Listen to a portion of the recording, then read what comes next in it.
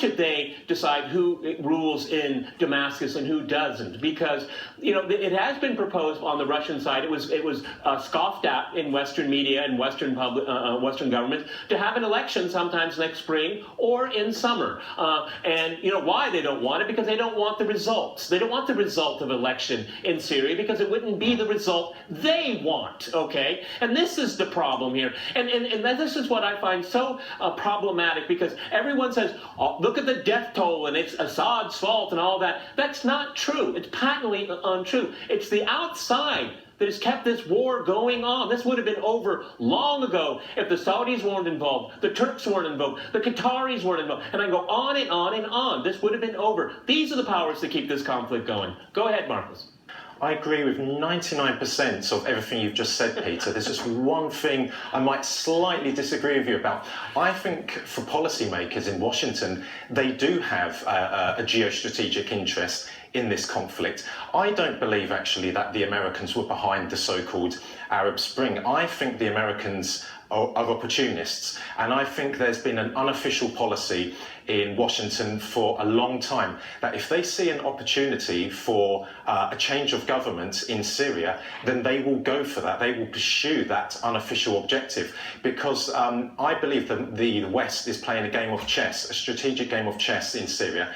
They know, and they're absolutely correct to believe this, that if they overthrow the Syrian government and install an Islamist pro-Western government in Damascus, Russia's influence and power in the Middle East would be gone, period. Iranian influence will be gone. Israel will lose its archenemy, and Hezbollah will eventually become a spent force. But if I can just very quickly say something, Peter, that you mentioned just now about the debate we had in the House of Commons last week.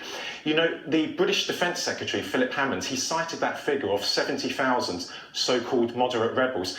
Well, that conflicts with what the American officials have been testifying on Capitol Hill before committees, because in the last few months they said there's about 4 to 5, which is absolutely laughable.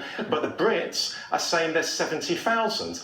But, you know, I mean, there is no 70,000, it's simple as that. But if, hypothetically speaking, there were 70,000 moderate rebels, and these people were the salt of the earth, they were whiter than white, they still should not be supported. Why? Because that is illegal. That contravenes international law. No one has the right to support an armed group on the territory of another independent sovereign country. So number one, there are no 70,000 moderate rebels. Marcus, the Americans have said that. I agree with you 99%, okay? And if there's just 1% I wouldn't agree with you with, there are moderates on the ground, and they're fighting right now. It's called the Syrian Arab Army. They're the only moderates in Syria fighting right now, and no one gives them that credibility. No one ever talks about how those men and women and civil servants and policemen all along from every single layer of official society, they've given their lives to fight for this regime, okay? Yeah. All it is ever demonized in the West, it's given people in, the problem that in Syria is that no one that is